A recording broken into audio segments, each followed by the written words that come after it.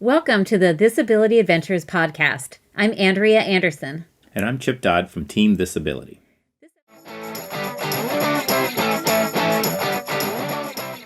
Hello, I am Chip Dodd with Team Disability, and this is the race Ramble for the recent Buff Betty Adventure Race, which was a 6 and a 10-hour race with over 100 Buff Betties competing.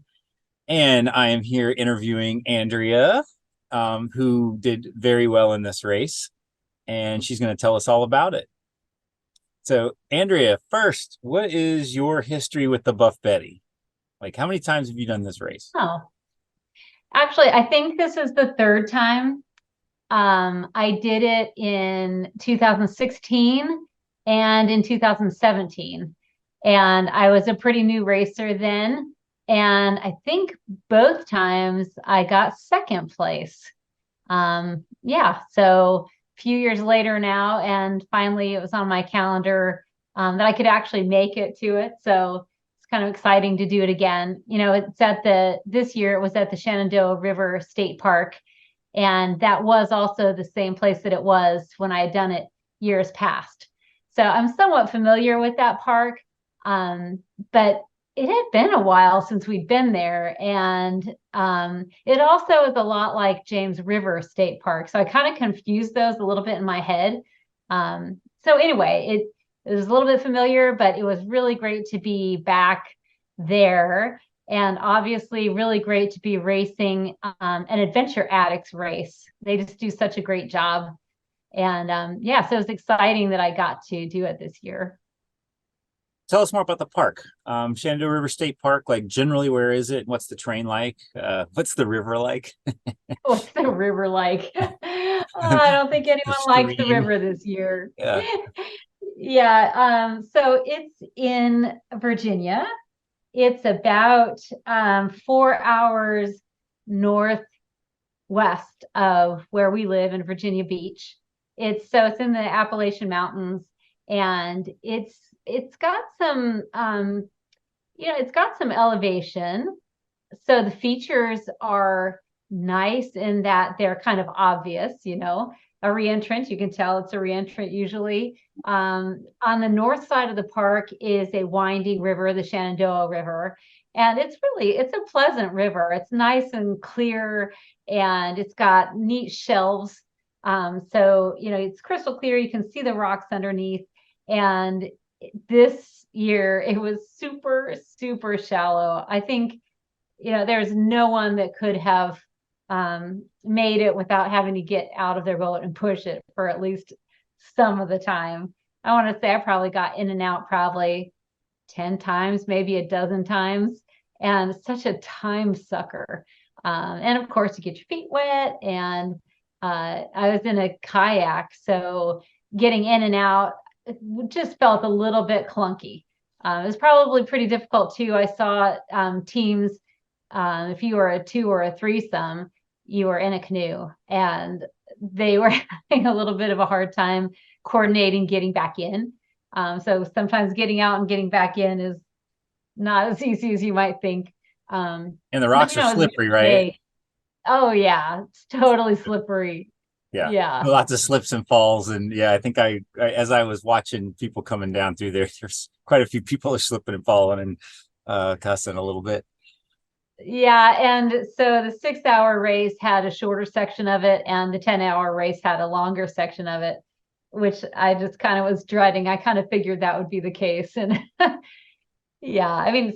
good thing it was a beautiful day, and the water felt pretty good. It was a hot day, so it was nice to be kind of cooled off by the water. So what was your goal going into the race? To win. Crush some souls, right? No, I say that confidently now, but you've won a few races lately, and I have to say that kind of added the pressure, and again, I didn't know too many people on the roster, and for me, it's never a given that I'm not going to get lost. So I really wanted to do well, so I was really hopeful, but I kind of got a smackdown like right off the bat. Um, so yeah, I started off and on the way to the first CP. I get well. So first off, the prologue was a mini crossword puzzle. So kind of cool. I do the New York Times mini crossword every day. So So when she I said that was the prologue, you must have been like super happy. I was, except there's a time or two when it's stumped me a little bit. And when you're doing it daily, you have the option for it to check your answers. So I was a little nervous about that, but I got that done right away. I think I was like the first or second um person done with their in the 10-hour done with that mini crossword. So anyway, I took off and I was feeling pretty good, but there were already a couple of people in front of me. I don't know, must have taken me a little bit of time to get my bike or something. And then I passed a bunch of people too, because you had to ride along the trail along the water. And I was just a little bit faster than folks. So I felt like I was kind of in front. And then as soon as I stopped to look at the intersection, which way to go, another soloist, Becky, she pulled up beside me. I was like, it kind of startled me. I was like, oh my gosh, there's someone already right beside me. And she said something like, I think we turned too soon. And I said, yeah, I think we need to go down here and take a left. So we both did that. And she turned, and then we started going uphill. And she said, why don't you go around me? You're going a little bit faster than me. So I did. Stupidly. I kind of wonder if she was actually being nice, or if she realized at that point she needed to turn around. Because I kept going, and by the time I realized I'd gone the wrong direction, she had already turned around and I didn't see her. And not only that, so what happened, I was, I was in my mind, I'm taking left. Like I didn't think about the direction, which is dumb. So dumb. I should always be thinking of what direction I'm going. But on top of that, I even passed a CP. So we had to go to CP number 1 first. So I couldn't get it at that time. But what's funny to me now is I didn't even see it. Like it's right on the side of the trail and I didn't even see it. So I blow past that, which would have been my second indicator that I'd gone the wrong way. The first indicator would have been that my compass is telling me the wrong thing. And then I was going, I went by a CP. So that should have told me to turn around. But no, I got all the way up and around to where these horse parking lot is, which is quite a ways out of the way. Turned around. Anyway, I was flustered from the get-go. I finally got to CP number 1 and got started, but yeah, I can't remember your original question, but I was scared right away, thinking that this race is not in the bag. It's not going to be, and I have to fight for this. And it seemed like for a year there, like the first CP in every race, we'd botch it. And like it took us a minute to get into the groove. So maybe it's just all the excitement of going and getting started, and you just start making dumb decisions right out of the gate. Like you forgot to leave stupid Seriously, in I the think van. I could take. I forgot to leave stupid in the van for sure. Yeah, it takes a few points, I feel like. And of course, after messing up the first one, I was hyper vigilant for the next one, and maybe even the next few. Like it's hard to decide like which ones you need to be extra careful with and which ones you can just tell yourself, oh, it's going to be on the trail. I'll just go that direction and I'll stumble across it. So So yeah. let's back up a little bit before we get into the rest of the course. But tell me, like, what were the maps like? Oh, so there were 2 maps, they're 11 by 17. We only got 1 map from the beginning, and we got to have about 2.5 hours with it. So that's a good long time to prepare 1 map. It had 3 legs on it, and the second map had 2 legs on it. And when did you get the second map? I guess that you got it. Was it when you got off the paddle? Like when did they hand you your next map? Yeah, so there was a bike, a trek, and a paddle, and there's only 1 point on the paddle. So we got off the paddle, and that's when we got our second map for legs 4 and 5, which were a trek and a bike. Trek and a bike. So. Gotcha. And they were all Rogaine, or were they linear? Only CP number 1 had to be done first. Otherwise, any order that you wanted to go in. Yeah, which was also stressing me out a little bit. I said 2.5 hours was plenty of time to prep the maps, but I was kind of waffling on how to get those first bike points because it just wasn't obvious. You could do like a figure 8, you could do clockwise, counterclockwise, but being as efficient as possible. I think I chose a pretty good route. But another thing I'd really like to get better at is judging the topo, like, are you going to go up or down? And I seem to generalize a little bit. So I made some decisions like based on, I think that's all going to be uphill that way and all downhill that way. When in reality, it was kind of just undulating, and that didn't make too much difference. And, I don't know, it's just something I want to get better at. And so how are the trails in this park? Oh, for those that have not been there. They're just a total blast, especially on the west side of the park. They're really flowy, and there's not too many steep hills. I don't think there was any hill that you can't ride over there. So that's always nice when you're not having to get off and push. So yeah, that's just a blast. Really nice trails. Yeah, they seem sculpted. Like most of them are sculpted. There's some sections of baby heads with some rock gardens and some switchbacks, but nothing. They seem to be designed for mountain biking. Like they are just perfect mountain biking trails. They also drain really well, so there's very little mud or anything like that. It rained, and then the minute it stops raining, it seems like they're dry.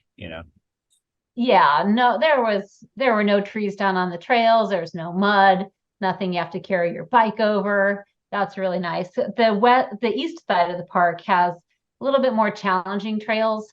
Those I think are less designed for mountain biking, but still a total blast. They were more steeps, more baby heads, more hike a bike. At least a couple trails over there I don't think are rideable by maybe not even you. I don't know if you could ride that one up to CP 39, but I mean, this is jumping way ahead. But another stupid thing I did was there's a checkpoint at the far west end up a trail that if I had read the instructions, I would have realized that I didn't have to take my bike up there. I could have dropped my bike at any point I wanted to along the trail.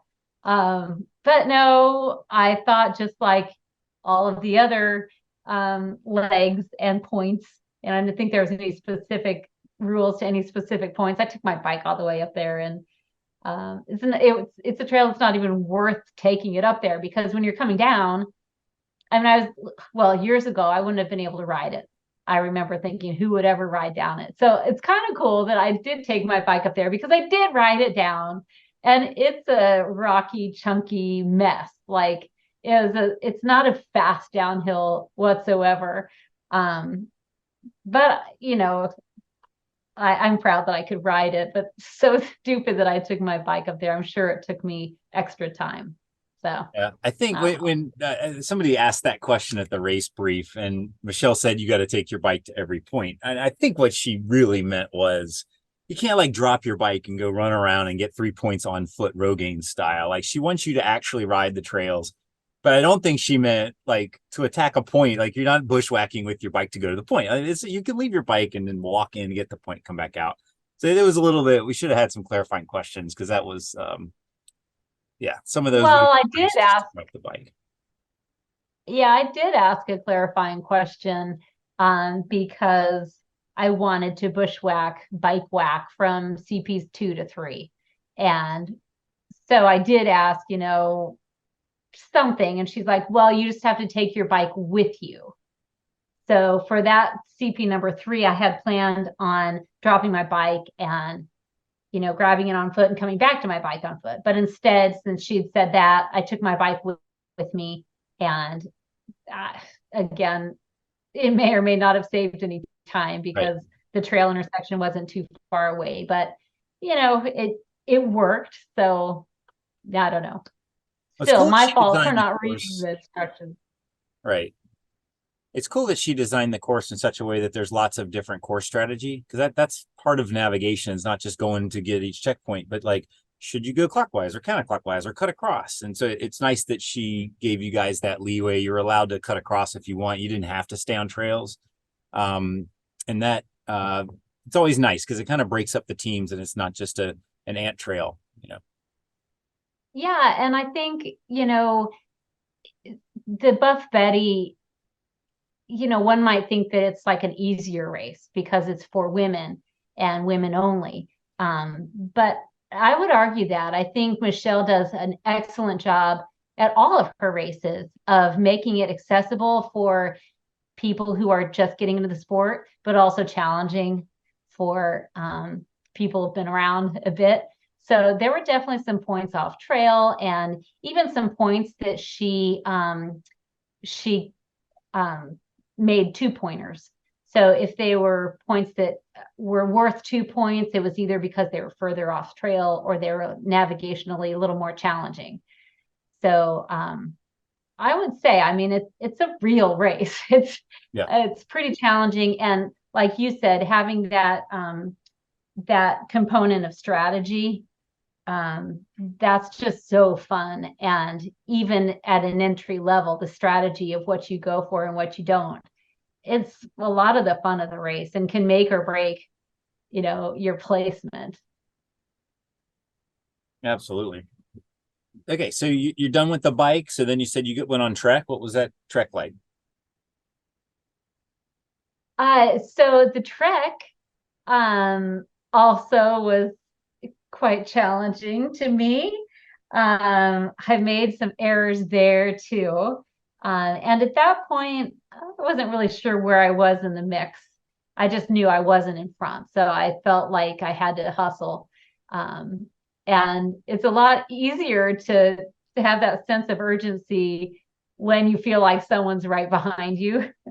And when it's a short-ish race, 10-hour race is not that short, but by the expedition length standard that are most of the races I've done this year, 10 hours is like so fast. Like I just felt a little frantic most of the day.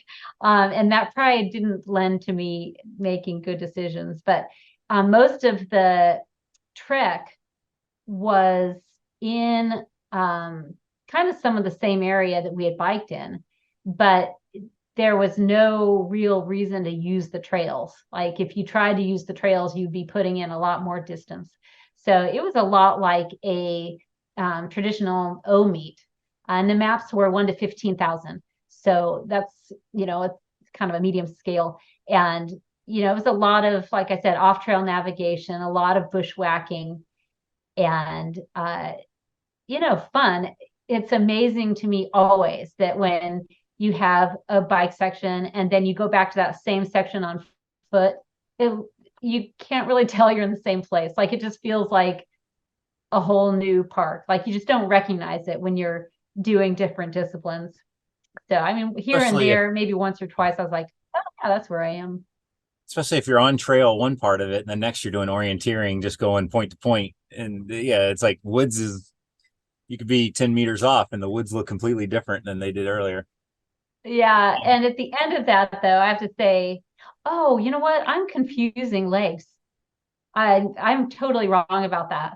The trek what I was just talking about right now was the second trek. The first trek, oh yeah. Oh, that's That maybe was the why I've long forgotten it. sloggy run to the paddle put in, right? Yeah, it was my one of maybe my least favorite part of the race.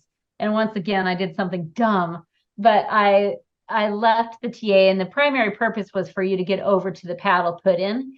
And so there were only maybe 4 or 5 points in the park, kind of to steer you the right way towards the paddle.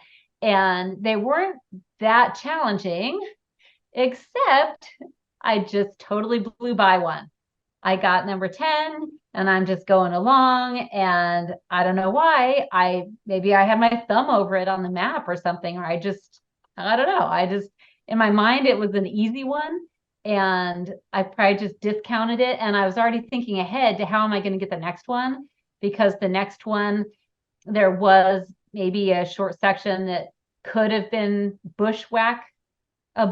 But I got to where I might bushwhack and the stuff was like probably head high and thorny. And so it just didn't make any sense. So putting in the extra distance to get that next point, that's what was on my mind. So I got the next point, and for some reason, when I clicked, punched my punch card, I was like, oh no, I forgot number 11.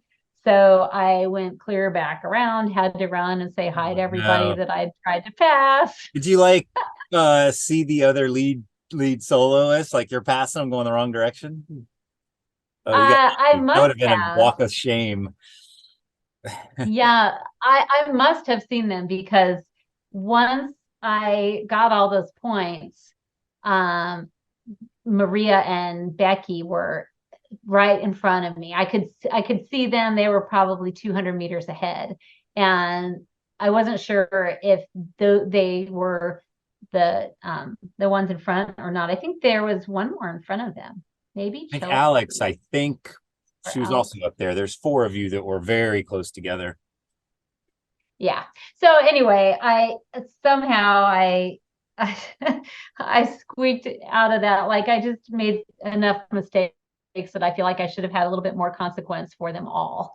But I tried to keep running as much as I could, and I kind of was keeping them in my sights. When they'd run, I'd run. I just didn't want them to get any further ahead of me than they already were. And we pretty much put in the water at the same time. And yeah, the water we already talked about was just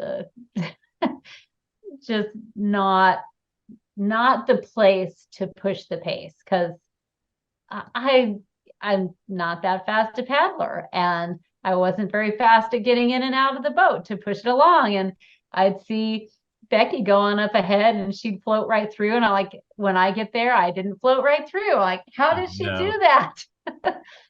So I don't know. I was a little bit discouraged during that leg. And so we got out, we got the maps, and I just did a quick once over on the maps. I highlighted the points, and this is a side note a little bit, but we've been using the Sharpies as highlighters lately instead of actual highlighters. So actual highlighter pens and even the gels, like the pens wash off, not the pens, like the markers, the highlighter markers, they Yep. kind of wash off. And the highlighter gels, they kind of smear and they can also leave a residue on your map bag. But we've been using yellow Sharpies for highlighters. And I used orange Sharpies too. But it's kind of cool that doesn't obscure what's underneath there, and it doesn't wash off. So I think it's worth mentioning that Yeah. anyone listening should And try those I as have to, highlighters. I didn't even know those existed. I'll have to give credit to Shane Hagerman when we were in Croatia and he held that thing up and I was like, interesting. That looks like a regular Sharpie, but it's yellow. Like I didn't know that was possible. And so I am like, and of course we're using gels and it gets wet and the gel washes off. And so yeah, that was from immediately I'm on Amazon, after the race buying a set of these. I must have forgot that you got that from Shane, because I got that from you.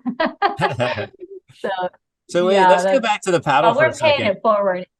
Well, I wanted to say one other thing. If you're listening or watching on YouTube, I just shared the map, and I'm showing map one, and you can see the Sharpie highlights that I did. The yellow is my intended route, for the biking, and the orange is the route for the trek. So, and this map got really wet because I really only used a Ziploc bag. I didn't actually use a map case this time. It got pretty wet, and it looks like you can't tell that it got wet. So anyway, so what were you gonna say? Um, One thing that was really cool about the paddle, Hang on just one second.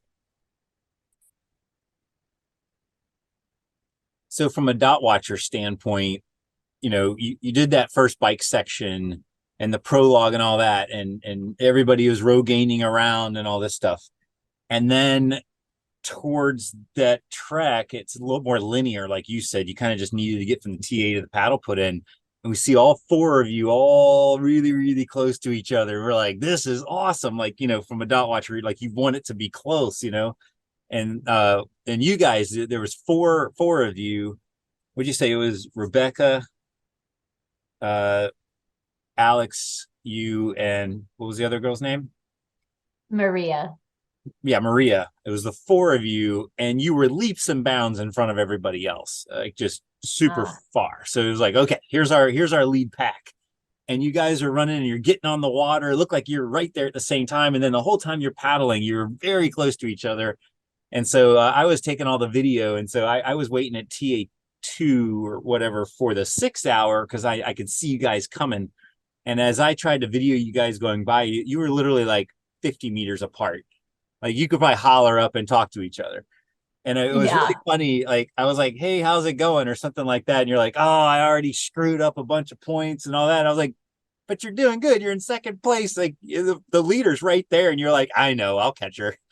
Or something like that. It was so funny. You're like, I know, I'll catch her. Just give me a minute. It's so funny. Well, I just knew I wasn't going to catch anybody on the water. On And the I think water. after I passed you, they passed a couple of people past me. So yeah. Well, the 6 hour people were putting in, so I think it was but who knows. But the other thing is I raced down to the other end to catch you guys getting out, and you're still like 50 meters apart from each other because you came in all at the same time. And if I remember correctly, I think you were all in the TA at the same time. Were you the first one to leave the TA? Wow. So you I'm transitioned pretty quicker. sure. Yeah. Well, yeah, I was going to say, this is maybe the first race that anyone has ever wondered, how did you do it? Like, how did you do it so fast? Which I don't know that I've ever been asked that before, but it's little things like that. Like, just like we assume with all the teams that beat us in other races, like we wonder, how did they do it? They just do everything a little bit faster. So I think the transitions, I just did a little bit faster.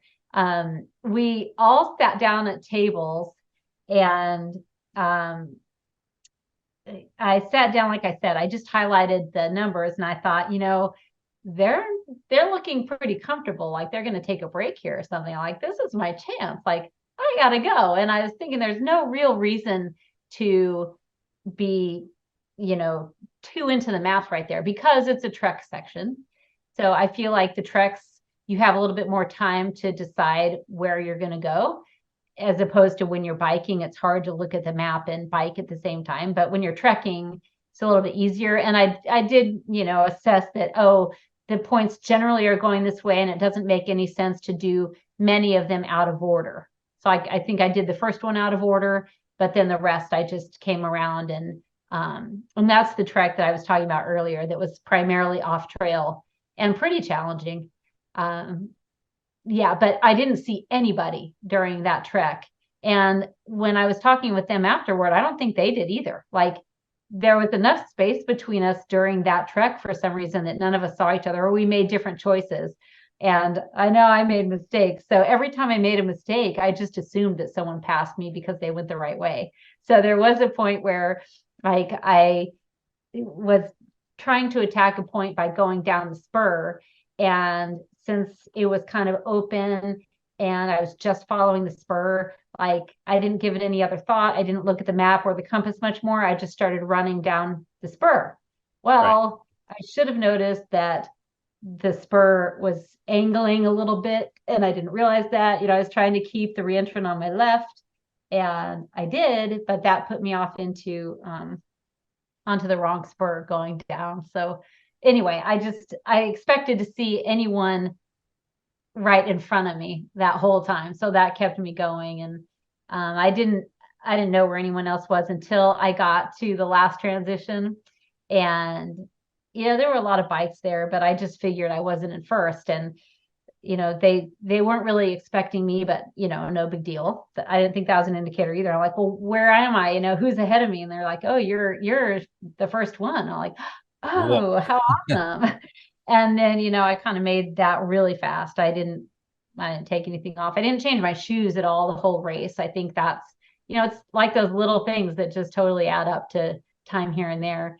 And I did speculate with the volunteers there just briefly, like, do you think I can clear the course? Because I thought I'd have more time by now. I think there was 3 hours left on the clock, and we had to do the bike, which was riding basically every trail on the east side. So they kind of said, well, I don't know. They were just talking about that. So there was plenty of motivation, let's just say that, to go fast and get out of there. And where were the 2-pointers? They were scattered throughout. There were, I think, a couple on the trek, probably, and a Were there any couple on the on first that bike? final bike. I don't remember because I didn't pay them any mind. I was like, I'm going for every You point. cleared it. So, Yeah. Well, this is why I'm asking. Mark Harris did the enabled tracking, right? So we have all the dot watching, and he had all the points for part of the race, much of the race. I think probably the first 6 hours, 7 hours, he had the points all as one. So as you're looking at the leaderboard, you see all the onesies. So then he started going in and he started fixing it, making the 2-pointers 2 points. So then the leaderboard starts changing. And I think he's like doing it person by person or something like that. So when I was doing my videos and I'm reading out, here's the lineup, all the points were really close, like super close. So you never knew. Everybody's leapfrogging and all this stuff. And I think you might have been one of the last ones that he added the points to you. So it looked like you guys were in one cluster, and you had the lead after that trek. After you got off the paddle and got on the trek, you were always like 1 point ahead of everybody. You were always at the top, but not by much, either by time or by points. So from a dot watcher standpoint, it looked like this is going to be a wicked close race between the top three. It was good. Well, I was worried. So after, I've said this in our other podcast that we're really good at adjusting our goals. And already I thought to myself, earlier on in the race, well, if I'm not going to win, no big deal. I'll shoot for the podium. And then I went down to, well, if I don't get on the podium, it's okay. I just want to clear the course. So I was definitely in the mindset of I really, really want to clear the course. So that was like my final goal. If I weren't able to clear the course, I might have been disappointed, but I wasn't. I just won't cry. How about that? I'm going to get through this race without crying. And then when you cry, then it's like, dang it, I won't quit.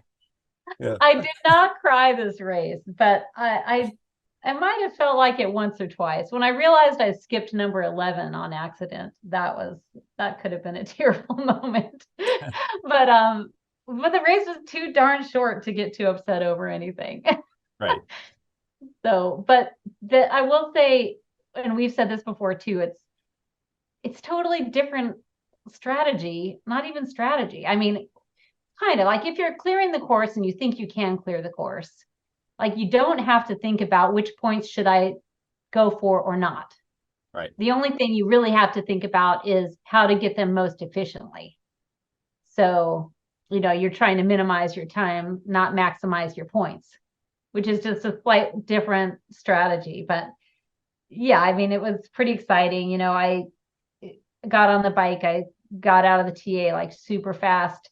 And then I just decided to do the things that were hardest first in my mind, because I kind of knew that one point was going to be really hard to get to, and it was the furthest away. And I was like, I got to get that out of the way. So I went out of order on the last bike, mostly to work my way back to the finish. And seemed like it worked. And even then, like I went up the Allen Mountain Trail, was my last trail to go up and down. And that's where I saw you. I wasn't sure of my standings there either. And it was such a hot, humid day, and we've been racing so long, or it felt like a long time. um, I was going up that Allen Mountain Trail. I went up that trail on the west side, which is, oh, I'm sorry, the east side, which is like basically the straight up.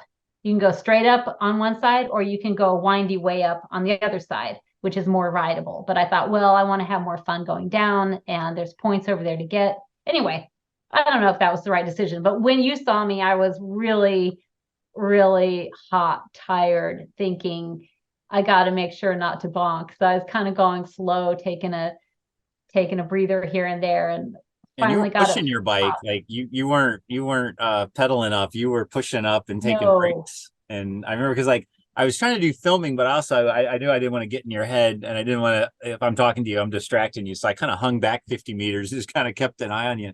And then I waited for you. yeah, You really. doing that is an out and back. And so I knew you're going to go all the way up and wear yourself out. And I was like, I'm not following you up there. I'm going to sit here and twiddle my thumbs and look at the dots and plan my next attack on my next racer. And then you But come bombing down the hill fast. That's when I jumped back on the bike to chase you.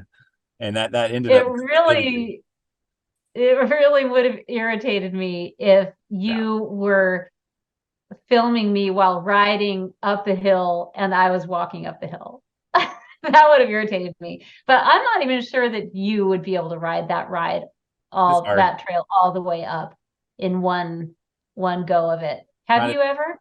80 degree or 90 degrees, whatever it was. I can't Yeah. remember, but you know me, I can kind of go real slow and rest on the uphills and balance and stop. And so I don't know. Well, you know me, I can usually do that too. Yeah. But so I got that point at the top up there, and I think that's when I saw Maria. And not knowing what order she had gone in, I was like, oh, I still can't I still can't let up, but I can't physically go any faster. Like it was kind of pathetic. Um, but then of course when I got to the top, I, screamed down. It's a fun trail to ride down, and got to the finish line and found out I was the first one there. So that was exciting. Yep. And super early. I mean, how long did it take you to clear this 10-hour course? 8 hours and 25 minutes. Yeah. And that was the other thing. Like I'm watching the dots and it looks like everybody's really close to each other. But I think you had over an hour lead on second place, right? I think it was almost exactly an hour. Yeah. Yeah. So that was the other thing that was super surprising. I think because again, I was expecting this, photo finish, and You know, you're sitting there, you're already dried up and fed and relaxed, and then all of a sudden second and third place come in within like a minute or two of each other from two different directions. Like the second and third was a photo finish. I think that was Maria and Alex, right? yeah, yeah, I think you're right. Maria and Alex were second and third. And Yeah. um, you know, I think it wasn't necessarily my nav choices. I don't know how their nav went in those last couple of legs. I should take a look. But I think they're fast too. So I think the difference is just in those little things of having fast transitions, not letting yourself break when you really want to, eating while you're moving, um, and just, you know, suffering a little bit, that's what did it, I think. So, And you also planned out your water and everything, right? You had water pre-staged on the paddle section. Did you have to filter while you're out oh there? Or were yeah, you able to get enough water no, TAs and on the boat? no, you would think that would get me ahead on the boat because I know at least one person was filtering. But I have a great life jacket that I love. It's a Vycobi life jacket, and it has a water bladder in it and a front pocket. So I had already had food and water in my life jacket staged. So I just had to throw that on.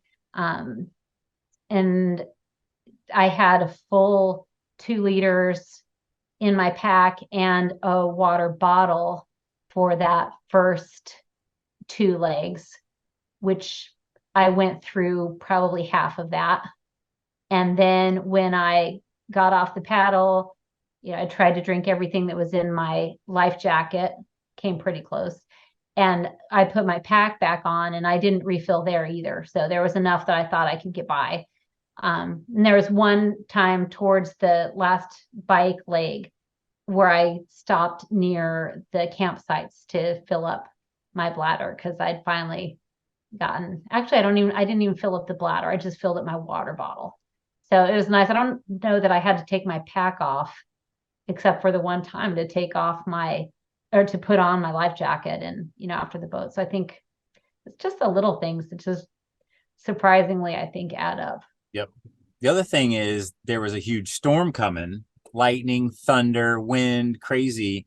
And you were lucky enough to get to the finish line before that. Meanwhile, all the other teams that were still on the course, they're now dealing with rain. They probably had to stop, maybe put a rain jacket on or tighten up their stuff or waterproof some stuff. That's And you had to go a little right. slower. And the limbs started coming down. Like when we cleared the course the next day, there's limbs on all the trails.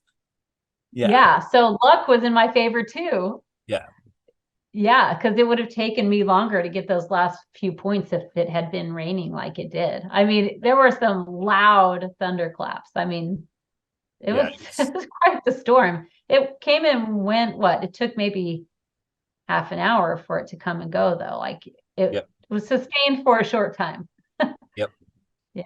But the cool thing is, you and Maria were up there, and as I was waiting on you, I was like looking at her, and so I was able to go catch her. And the storm is just getting started, like it's thundering. It hadn't really started pouring rain yet, but I caught her at the top of a downhill, and I'm standing there getting ready to jump on my bike and go, thinking she's gonna blow by me. And she shows up, and she's like, "No, no, no!" Something like that. I was like, "What? What did I do?" She's like, "You're not canceling this race." I was like, "No, I'm here to follow you down the hill." And she was so excited. She wanted me to go first. I was like, "No, I need you in my video." And then she's like, "Okay." And then she hauls ass and I haul ass behind her. And so I got some good video of her bombing down that other hill. But it was just funny Yeah. the look on her face. She thought I was there to tell her you have to stop and come into the finish. We're shutting down the race. And she was not having it. It was awesome. That's But, funny. all Yeah. right. So we talked about that. What went well? You talked about a lot of your errors, but I mean, Oh, it sounded like your transitions were good. You had your gear dialed. Your feet were probably dialed. Your strategy. It sounded like your strategy was good. I mean, if you just yeah. didn't pass the points that you were going for, like you never got lost, right? You just made some little silly errors. No, I did get lost that one time that I went down the spur and ended up somewhere where I thought the flag should be right here and it wasn't. So yeah, I had to get myself out of that mess and, orienting the map and then finally just following it all the way down to where, you know, actually back down to where a trail was so I could reacquire with where I actually was. And of course it was a parallel error. But that was probably the most lost I got. But yeah, it's it, racing solo is just really challenging. Like everything is, on you. Like you're doing everything. You're your own Sherpa and your own nav and your own, company. Like it was really hard to stay positive. It's much easier for me to stay positive when I'm in a team for some reason. Like I'd have no problem telling you, oh, no big deal. It's okay. We made a nav mistake and we'll catch up. That I would have told you that. But in my head, I'm like, I can't believe I'm so dumb and blah, blah, blah. I think actually it'll be funny to see what's on the GoPro because that's another thing that's harder to do when you're racing solo and you're trying to capture what's going on. Like, I think the only times I videotaped what was going on was when I was mad at a mistake I made. So it'll be interesting to see what the GoPro shows. You But find it's this bummer, bummer, bummer, bummer podium. You're like, wait a second, this makes no uh, sense. no, I forgot to even turn on the camera to come into the finish line. So, Right. and my bike mat board was really making me mad. So I broke my mat board in Colorado when I crashed. And so I was using yours. And it just kept sliding down and sliding down. And it was driving me crazy. So that also got in the way of where the camera is. So I'm afraid that some of my video is just of the map board in the wrong position. Like, I don't know what it's going to show. But anyway, my point being is the things I did right, I just trusted the process. Like I I was confident enough in what I had to do and my ability to do it that I didn't let the bad things get me but so down. Like I only considered them as motivators, like um I tried to move past those things quickly and just trust the process. Even the time leading up to it, I always get nervous, and there's doesn't matter who's there or not there. I just like my heart rate goes up, and I think that's primarily what happened on point one. My heart rate's through the roof because the race just started and someone's right on my tail, and like I'm not familiar with the maps yet, and I just have so much going through my head that it's kind of ridiculous. Like I just having to quiet all of that stuff that's just bouncing around in my head is really hard, and I think I did that pretty well. So And everybody gets done with the high heart rate. That's one reason why I definitely go do orienteering, because going fast, running through the woods and making good nav decisions is really difficult. And so the recognizing that when your heart rate's high, you've got to really pay attention.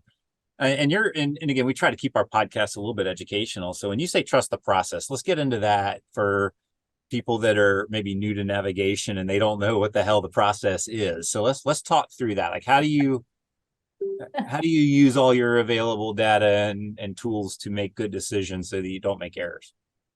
well, I'll talk about that a little bit, but what I meant by trust the process, I kind of meant the whole process, like from the I've trained well enough for this. I know how I usually feel in these circumstances. I know I'm going to be nervous. I know that I'm even going to feel like I might not want to do it before it actually starts, because I just know I go through this like cycle of, oh, this is going to be really hard and I might not be ready for it. And I push myself through that because I know myself and I know it's going to be worth it. And so for me, trusting the process is just like trusting that I've done the work to lead up there. Like I don't have to think about those things. I can easier just shove those thoughts down because I'm trusting the process. Like if I'm wondering, oh, am I fit enough to do this or that? Like I don't have to have those thoughts. So I shut them down right away and I just tell myself to trust the process. So the whole experience of, I know the ups and downs. I know nothing's permanent when you're having a nav mistake. I know I'm going to be able to put it back together. It's just trusting what I've done in the past. Just gives me a lot of calmness when I need it. So I guess So, like but you're yeah, saying a new team comes in, like, what if we get lost? What are we going to eat? What if we run out of water? What if we run out of food? What if we break our compass? I mean, all these things are going through their head because they've never done it before. yeah. You're able to, because we've raced so much, you've been through all of those. So, whatever happens to you out there, you've been there, you've done it probably 10 times, and you know that you can wiggle your way out of any problem. Well, and this is, maybe getting a little bit too deep with it, but just knowing that I'm enough. Like I I could have DNF'd, and I know that I'm enough. I can do that race. And if something had gone wrong, well, so be it. That day wasn't my day. It's not going to shatter me. You know what I mean? Like, but when you're new and when you haven't gone through a lot of races, you don't necessarily know if you're enough for the sport itself. Like if you have a DNF on your first race and something goes horribly wrong, you might think, oh well, I'm not good enough for that sport. I'm not good. I can't do it. Right. So I don't know.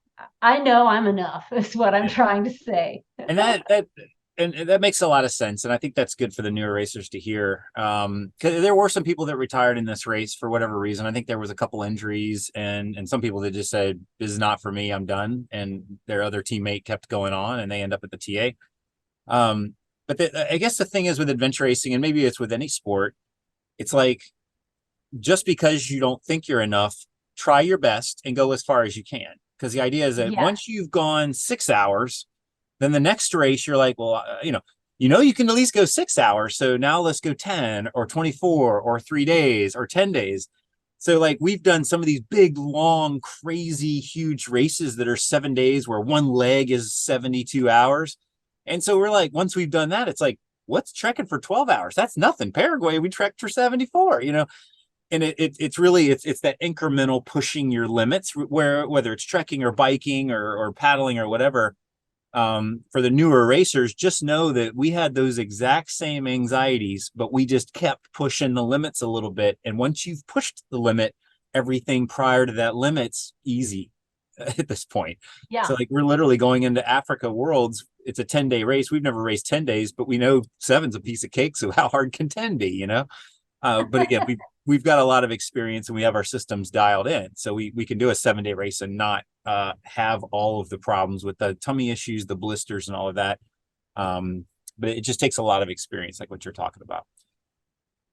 Okay, so now let's get into process on nav. And I know you said you make a lot of errors, but my assumption is when you followed the nav process, it worked. And when you started skipping steps is when it didn't work. So what's the process you use on attacking checkpoints or getting to So checkpoints? I feel like I'm being given a test from my teacher.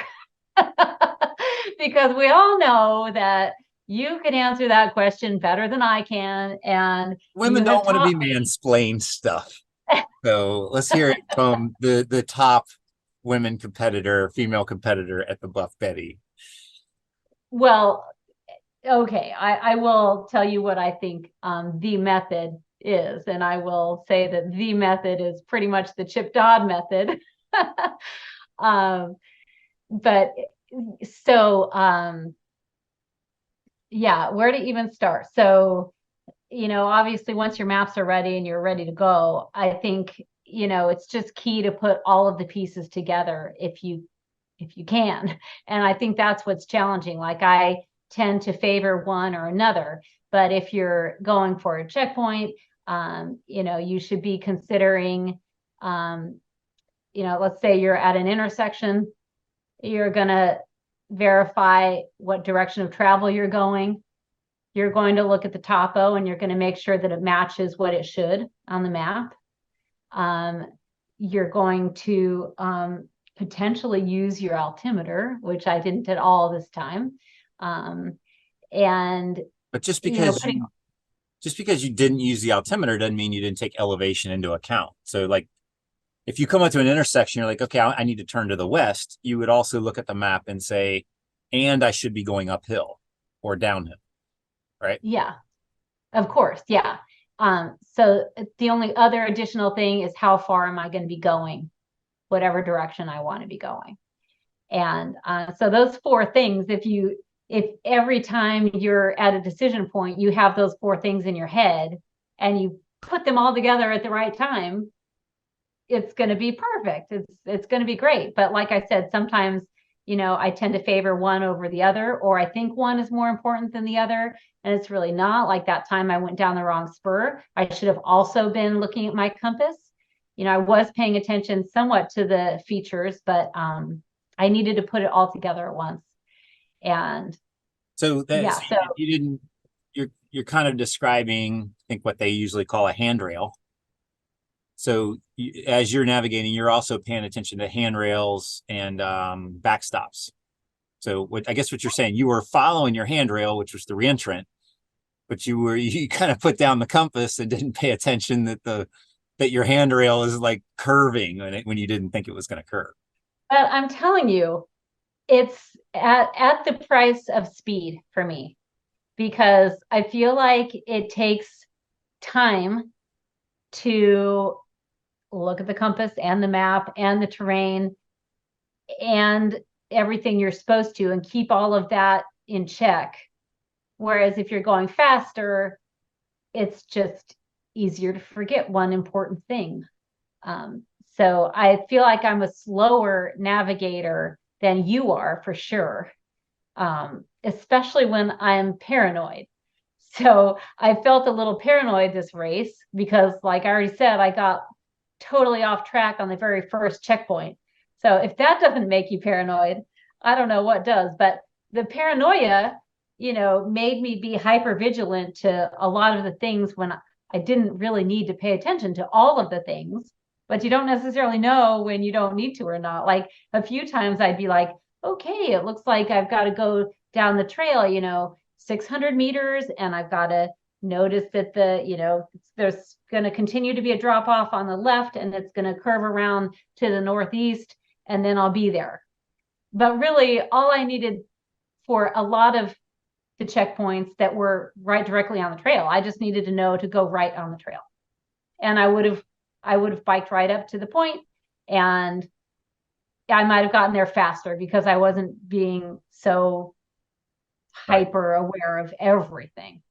So I think, and so sometimes you can figure out a race director's style. And once you realize like 3 of the bike points are directly on the trail, then maybe you can take the chance of only looking at the trails. But I feel like Michelle's a little bit tricky. Like I just don't feel like you can make that assumption with most races all the time. So Right. just because a couple were on the trail, there were a couple that were off the trail. There were none that were just like, oh, well, I felt like I said, I was a little paranoid. I don't feel like there were any that I just said, oh, I just need to go down the trail and it'll be there. Like even the ones that I could have done that with, I still, kind of checked to see how far it was going to be, or at least I tried.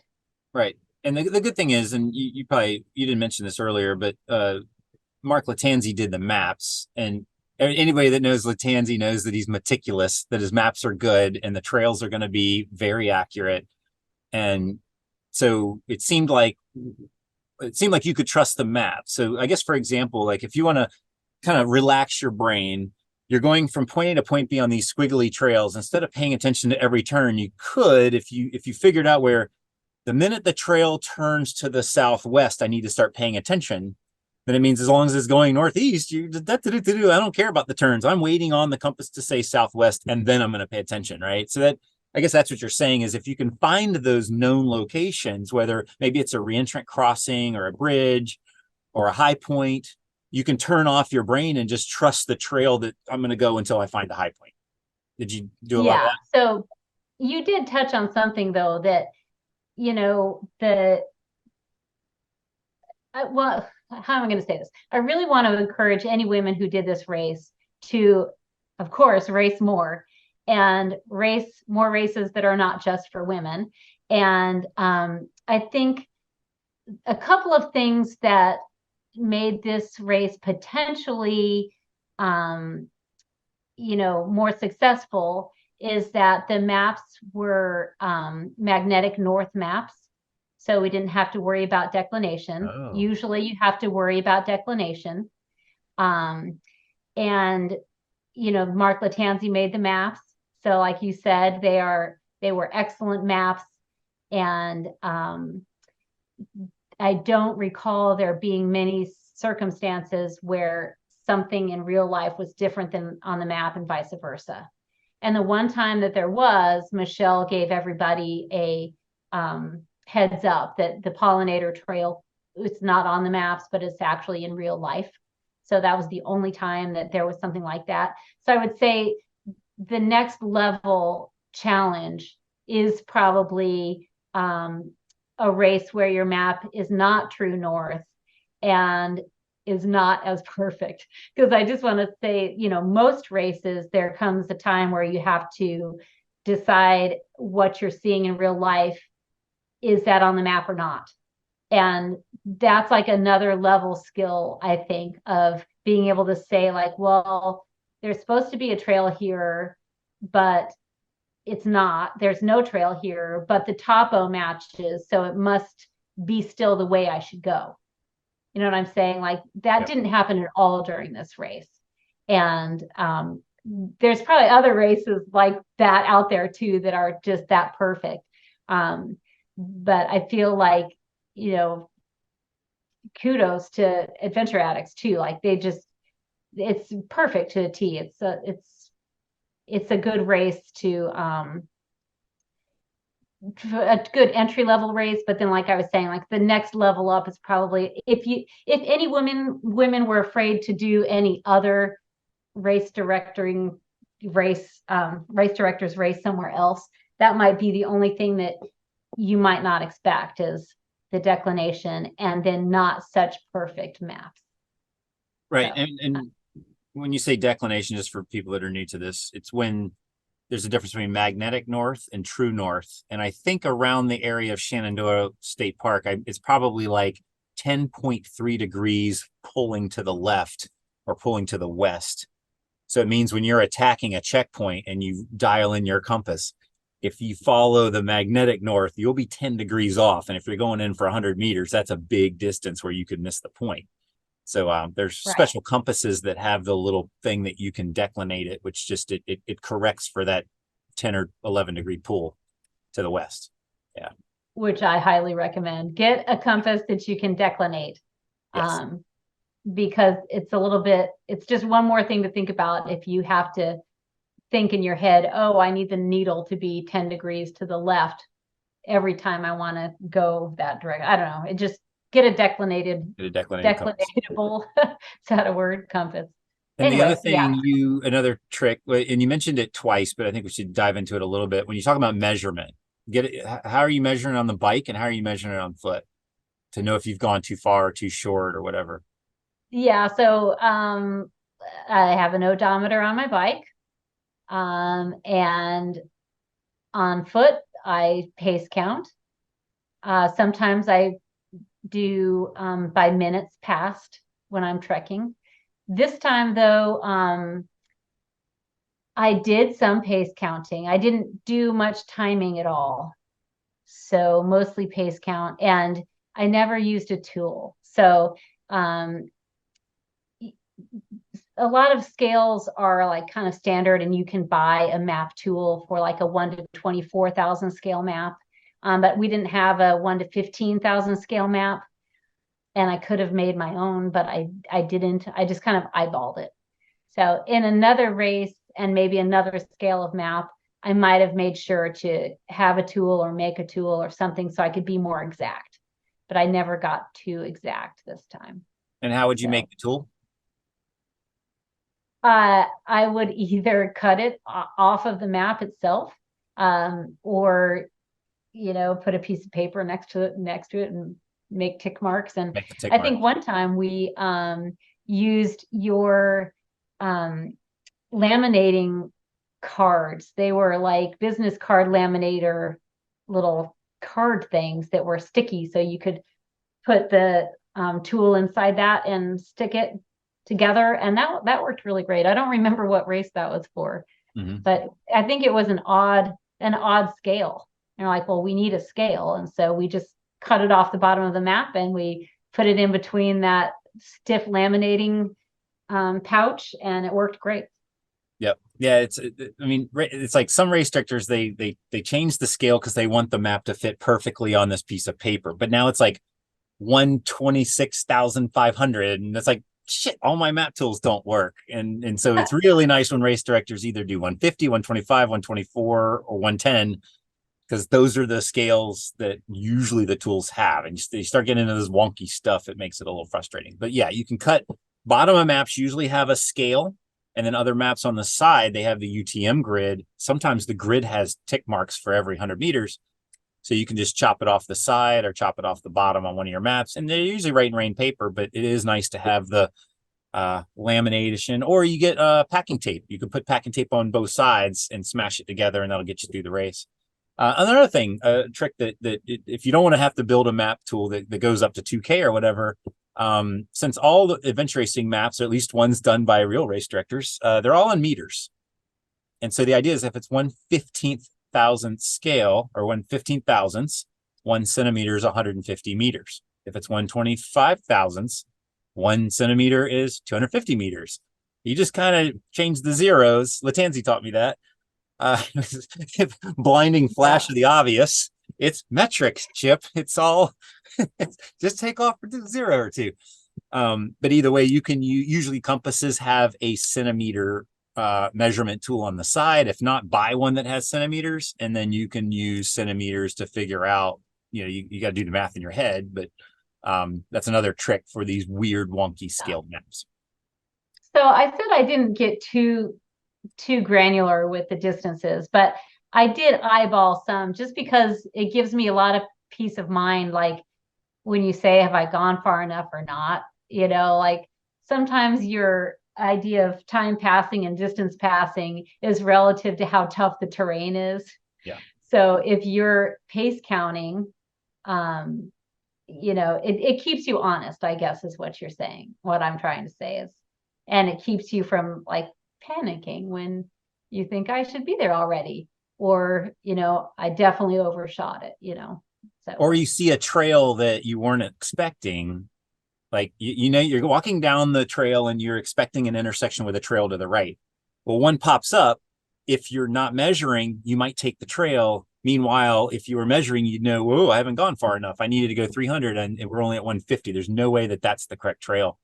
And so on maps that are not perfect, you really need to measure from every single intersection, whether it's on your bike computer or on your trekking, somehow measure it so you know if you've gone too far or not, because those trails that aren't on the map show up all the time in adventure racing. Yeah, agreed. Yeah. So that's the process, right? So it's direction, elevation. Should I be going up, down, staying the same? What should I see on my right and left on the trail? Is it uphill, downhill, on the sides? Sometimes it should be like a steep drop off on the right. When you make the turn, there's no steep drop off. You might want to check your map. Listen for sounds. Sometimes you hear water because you're following a stream as a handrail. Once you don't hear the stream anymore, check your map because you're supposed to be able to hear the water. What else? The sun. You can easily use the sun for navigation. If you don't want to be checking your compass, just look at the shadows on the trees one time with your compass. And for the next 30 minutes, you pretty much can say that's the direction because the sun doesn't move that fast. All kinds of tricks that new racers can learn how to use. But you're right. It's hard to put all of that in your head and do it quickly. It's lots of different data points and you're trekking and trying to hydrate, eat, and talk to your teammates. It's hard to keep all that in your head. But again, just practice makes perfect. And before you know it, it becomes second nature. I guess when you were trekking, did you orient the map north up or did you orient the map direction of travel? Direction of travel. Direction of travel. How about on the bike? Did you change it up on the bike or did you keep direction of travel? Nope. I kept it north up on the bike. North up. Yeah. Gotcha. And you had a compass on your map board. Did that help so that you didn't have to check your wrist compass a lot or anything like that? My wrist compass was not working. So yes. So you have a compass on your map board. So as you're riding your bike, you can see what direction you're going in. And since you're not spinning your map, you can basically, you can really see what direction you should be going versus the compass. So it sounds like you didn't make many errors on the bike. It was mostly the trekking, the bushwhacking where you made the errors. I guess no, you went by a couple of them. No, the very first point was the bike point. Right, I made plenty of errors on both the track and the bike, but I don't know. I guess my speed and whatever stubbornness, willingness to suffer made up for it. And your fitness, yeah. Paranoia. But also when you're coming off of Colorado, we were up in high mountains. I mean, your watch is probably still telling you you're acclimated to 3,000 feet, even though you're at sea level or near sea level. But we just got off of a big race that we were carrying heavy packs for 68 hours. And so coming into an 8-hour or 10-hour race, it's like you probably had a 5-pound backpack, So my altimeter acclimation is 950 feet. Okay, so you're back to normal now. Yeah. I'm almost back down to sea level. Right. So anyway, cool. So what would you share with the newer racer that wants to do this race? Any insights into somebody considering doing the Buff Betty that's never done it before? Do it. Just do it. It's a lot of fun. There's plenty of people to help, and everyone's friendly, and there's even a team that was led by someone specifically just to teach new people. I think there were 2 teams like that. So you're likely next year to find someone who would like to lead a new team. Yeah, I think you should do it. And if you did do it and it was your first one, I hope you do more and bigger and longer, and just keep at it. It's a lot of fun. So speaking of the people that take other people on races to, just help them on their first time, was that a Women of AR affiliated activity? I'm glad you mentioned that. I should have thought to mention the Women of AR, because if you're listening and you're a woman, you need to go join the Women of AR Facebook. Actually, it's open to men too, but it's primarily for women's topics. And so it's a great place to get any questions answered on Facebook, and there's a community there. And we had a great potluck the night before to get to know each other. Yeah, the teams I'm thinking of that were mentored by Selena. I know she's an ambassador of the Women of AR as well. And I'm not sure how they all linked up, but I wouldn't doubt that it had something to do with the Women of AR Facebook page.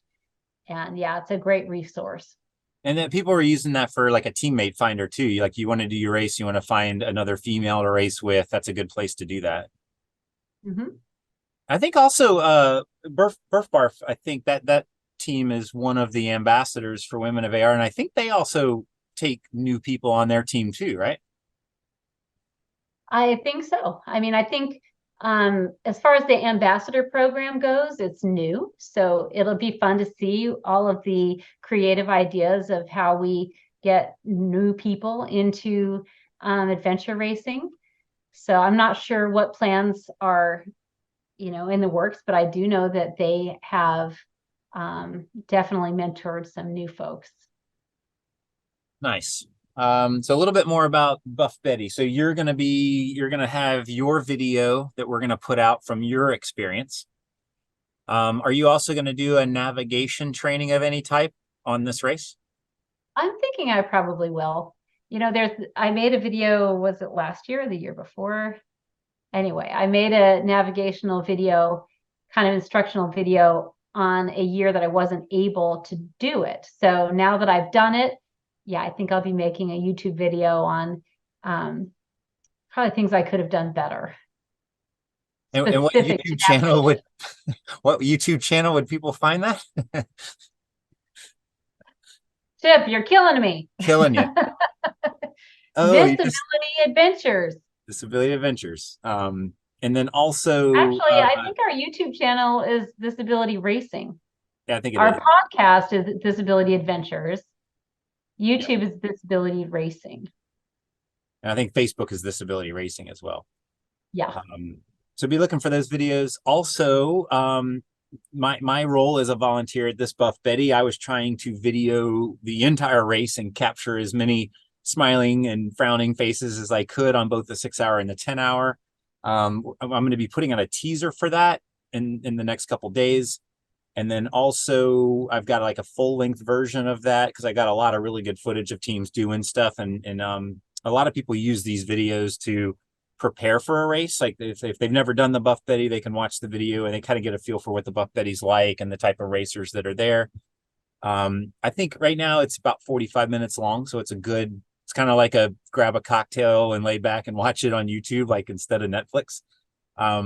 But that we got some really good footage and even some drone footage that I did outside the park boundary because I was standing knee deep in the water. And so look for that coming out soon as well. All right. Any other final thoughts before we move on? Congratulations on a first place win. Was that your first time ever first place win in adventure racing?